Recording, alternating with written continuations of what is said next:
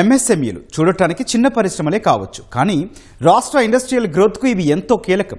ఈ విషయాన్ని ముందే గుర్తించిన కూటమి ప్రభుత్వం అధికారంలోకి రాగానే సూక్ష్మ, చిన్న, మధ్య తరహా పరిశ్రమల రంగంపై ఫోకస్ పెట్టింది.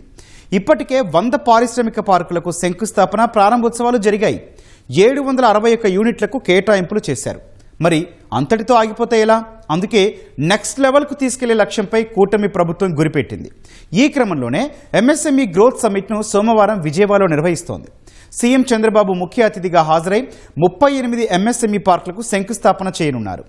మెటా, అమెజాన్ వంటి సంస్థలతోనూ ఒప్పందాలు జరగనున్నాయి. ఈ సమ్మిట్కి సంబంధించి మరిన్ని విశేషాలను మా ప్రతినిధి సాయి కృష్ణ విజయవాడ నుంచి అందిస్తారు.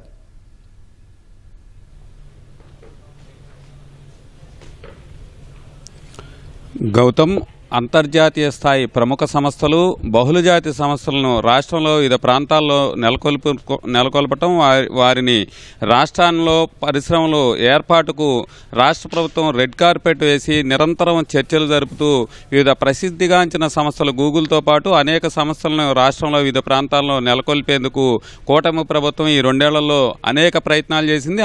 వాటన్నిటిలో కూడా ప్రభుత్వం చాలా సఫలీకృతమైన వేళ గ్రామీణ స్థాయిలో పారిశ్రామిక పరిశ్రమలను, చిన్న, సూక్ష్మ, మధ్యతరహా పరిశ్రమలను అభివృద్ధి చేయటం, నెలకొల్పేలా ప్రోత్సహించడం, గ్రామీణ పారిశ్రామిక విధానానికి ఊతం కల్పించేలాగా ఇప్పటికే ఒక విధానాన్ని అమల్లో తెచ్చింది. రాష్ట్ర వ్యాప్తంగా 175 నియోజకవర్గాల్లోనూ పరిశ్రమలు ఏర్పాటు చేయాలి. సూక్ష్మ, చిన్న, మధ్యతరహా పరిశ్రమలు స్థానికులతో పాటు వివిధ ఔత్సాహ్యాలను ప్రోత్సహించడం, ఇప్పటి వరకు పరిశ్రమల విధానంలో ఉన్న వివిధ జాడ్యాలన్నీ కూడా తొలగించి వేగంగా అనుమతులు ఇవ్వటం, అట్లాగే రిజిస్ట్రేషన్ ఫీజును కూడా 75 లక్షలకు కుదించి చాలా ప్రోత్సహించడం, ప్రభుత్వం నుంచి అన్ని విధాలుగా ప్రోత్సాహాలు అందించి పరిశ్రమలు నెలకొల్పటమే ధ్యేయంగా కూటమి ప్రభుత్వం ముందడుగు వేస్తోంది. ఇప్పటికే రాష్ట్ర వ్యాప్తంగా 100 పారిశ్రామిక ఈ చిన్నతర ఎంఎస్ఎంఈలను కూడా ఏర్పాటు చేశారు. కొన్ని ప్రారంభమయ్యాయి. అట్లాగే మిగతా నియోజకవర్గాల్లోనూ వాటిని ప్రారంభించేందుకు 3వ దశలో 38 చోట్ల ప్రారంభించేందుకు మొత్తం రంగం సిద్ధమైంది. ముఖ్యమంత్రి చంద్రబాబు నాయుడు చేతుల మీదుగా విజయవాడలోని డాక్టర్ బిఆర్ అంబేద్కర్ స్వరాజ్ మైదానంలో నూతనంగా ఏర్పాటు చేసిన అంబేద్కర్ కళావేదిక ఆధ్వర్యంలో ఇక్కడే రేపు ఎంఎస్ఎంఈ రాష్ట్ర ప్రభుత్వం ఒక పెద్ద ప్రతిష్టాత్మక సదస్సు నిర్వహిస్తోంది. ఈ సదస్సుకు ముఖ్యమంత్రి చంద్రబాబు నాయుడు ప్రారంభిస్తున్నారు. ఔత్సాహిక పారిశ్రామికవేత్తలతో పాటు పిఎం విశ్వకర్మ లబ్ధిదారులతో పాటు ఔత్సాహిక పారిశ్రామికవేత్తలు మొత్తం 1500 మంది కూడా ఈ సదస్సుకు హాజరవుతున్నారు. ఎంఎస్ఎంఈ గ్రోత్ సమ్మిట్ 2026 పేరిట ఈ ప్రతిష్టాత్మక సదస్సును ఏర్పాటు చేస్తున్నారు. దీనికి సంబంధించి అధికారులు పూర్తి స్థాయిలో ఏర్పాటు చేశారు. 85 కోట్లతో అంబేద్కర్ కళావేదిక చాలా సరికొత్త హంగులతో, అంతర్జాతీయ స్థాయి హంగులతో ఇక్కడ తీర్చిదిద్దారు. మొత్తం దీన్ని కన్వెన్షన్ ప్రభుత్వం అన్ని కార్యక్రమాలు కూడా చక్కగా నిర్వహించేందుకు కూడా దీన్ని సిద్ధం చేశారు. ఈ కళావేదికలోనే, అంబేద్కర్ కళావేదికలోనే రేపు ముఖ్యమంత్రి చంద్రబాబు నాయుడు ఈ ప్రతిష్టాత్మక ఎంఎస్ఎంఈ గ్రోత్ సదస్సును 26ను ప్రారంభిస్తారు. దీనికి మంత్రులతో పాటు ప్రజాప్రతినిధులు, ఔత్సాహిక పారిశ్రామికవేత్తలు కూడా హాజరవుతారు. అంతర్జాతీయ స్థాయిలో ప్రసిద్ధిగాంచిన మెటా, అమెజాన్, జోహా వంటి దిగ్గజాలతో కూడా ఒప్పందాలు ఏర్పాటు చేస్తారు. ప్రభుత్వ రంగ బ్యాంకుల భాగస్వామ్యంతో స్పాట్లోనే రుణాల మంజూరు కూడా ఈ వేదిక మొత్తం పూర్తి స్థాయిలో సిద్ధమైంది. ప్రధానంగా సదస్సు ప్రధాన లక్ష్యాలు రాష్ట్ర వ్యాప్తంగా ఎంఎస్ఎంఈ ఎకో సిస్టమ్ను బలోపేతం చేయడం, యువ పారిశ్రామికతను ప్రోత్సహించడం, ఆవిష్కరణలకు వేదిక కల్పించడం, అంతర్జాతీయ మార్కెట్లతో అనుసంధానం కల్పించడం ఈ సదస్సు ప్రధాన ఉద్దేశం. అట్లాగే 38 ఎంఎస్ఎంఈ పార్కులకు శంకుస్థాపన ఇప్పటికే ఫేజ్ 3లో భాగంగా వీటిని సిద్ధం చేస్తున్నారు. ముఖ్యమంత్రి చంద్రబాబు నాయుడు వర్చువల్గా వీటిని ప్రారంభిస్తారు.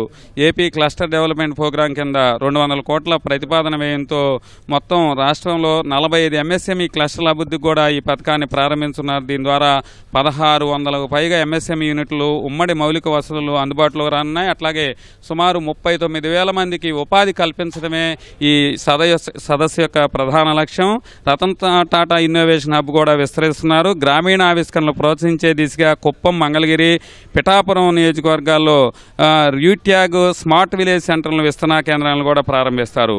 అట్లాగే అధునాతన ప్రోటో టైపింగ్ అండ్ ఇన్నోవేషన్ సెంటర్ను కూడా ఇక్కడ ఏర్పాటు చేస్తున్నారు, ఆవిష్కరిస్తారు. కియా ఇండియా భాగస్వామ్యంతో ఆటోమొబైల్ హార్డ్వేర్ స్టార్టప్ల కోసం ఏర్పాటు చేసిన ఈ ఆధునిక ప్రోటో టైపింగ్ సెంటర్ ప్రత్యేక వీడియోను కూడా ముఖ్యమంత్రి ఆవిష్కరించనున్నారు. అట్లాగే డీప్ టెక్ స్టార్టప్లకు ప్రారంభ దశ ఆర్థిక సహకారం అందించేందుకు 20 కోట్లతో ఏర్పాటు చేసిన ప్రత్యేక సీడ్ ఫండ్ను కూడా అధికారికంగా ప్రకటించనున్నారు.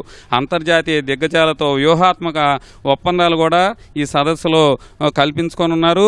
రాష్ట్రం ఎంఎస్ఎంఈ రంగానికి ప్రపంచ స్థాయి డిజిటల్ సామర్థ్యాలు, గ్లోబల్ మార్కెట్ యాక్సెస్ కల్పించే దిశగా కూడా పలు కీలక ఒప్పందాలు కుదరనున్నాయి.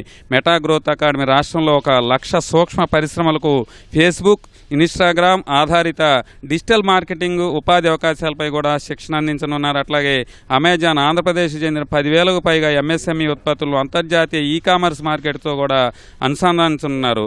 అట్లాగే జోహా పోర్టల్ ద్వారా అర్హులైన పరిశ్రమలకు వ్యాపార సాఫ్ట్వేర్ కొనుగోలుకు 50,000 విలువైన వాలెట్ క్రెడిట్లు కూడా అందించనున్నారు. ఇవన్నీ కూడా ఈ సదస్సులోనే రేపు ముఖ్యమంత్రి ఆవిష్కరిస్తారు. ఇట్లాగే ఇతర కీలక భాగస్వామ్యాలు కూడా మరికొన్ని ప్రసిద్ధి సంస్థలు కూడా ఉన్నాయి. అరామెక్స్ లాజిస్టిక్స్ సంబంధించింది, quality council of India Z certification, PFRDA national pension system, అట్లాగే EESL వాటర్ అండ్ ఎనర్జీ ఆడిట్లు ఈ సంస్థలతో కూడా ఒప్పందాలు కుదరనున్నాయి. ప్రత్యేక ఆకర్షణగా లైవ్ యాక్షన్ ఎగ్జిబిషన్ జోన్లు కూడా ఈ సదస్సులో మొత్తం అందుబాటులోకి రానున్నాయి. ఈ సదస్సు ద్వారా ABCD జోన్ల ద్వారా మొత్తం 4 విభాగాలుగా విభజించి ప్రధానంగా బ్యాంకుల నుంచి రుణాలు అందట్లేదనేది కూడా పారిశ్రామికవేత్తలు, అట్లాగే అన్ని వర్గాలు, రైతులు, ఇతర వర్గాల నుంచి కూడా ఎప్పుడు ఫిర్యాదులు వెల్లువెత్తుంటాయి.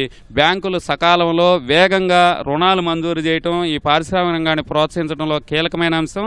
దానికి కూడా రేపు బ్యాంకుల నుంచి కూడా ఎలాంటి ఇబ్బందులు లేకుండా భవిష్యత్తులో పారిశ్రామిక రంగానికి ఊతమిచ్చేలాగా ఈ రుణాలు మంజూరు చేసేలాగా కూడా పూర్తి స్థాయిలో రేపు ముఖ్యమంత్రి సమక్షంలో కూడా చర్చించనున్నారు. అట్లాగే మంత్రుల ఆధ్వర్యంలో నాలెడ్జ్ సెంటర్లు ఇవన్నీ కూడా రోజంతా ఉదయం 10 గంటల నుంచి సాయంత్రం వరకు కూడా జరగనున్నాయి. ప్రధానంగా పారిశ్రామికవేత్తలు, ఔత్సాహిక పారిశ్రామికవేత్తల్ని సూక్ష్మ, చిన్న, మధ్య తరహా పరిశ్రమలు ప్రోత్సహించేందుకు ప్రభుత్వం తరపున చేయాల్సిన అన్ని కార్యక్రమాలకు కూడా ఈ ఎంఎస్ఎంఈ గ్రోత్ సెంటర్ సమితి ద్వారా ప్రభుత్వం కల్పించనుంది. ఇది గ్రామీణ పారిశ్రామిక వికాసానికి పూర్తి స్థాయిలో దోహదం చేసేలా కూడా కూటమి ప్రభుత్వం దీన్ని తీర్చిదిద్దనుంది.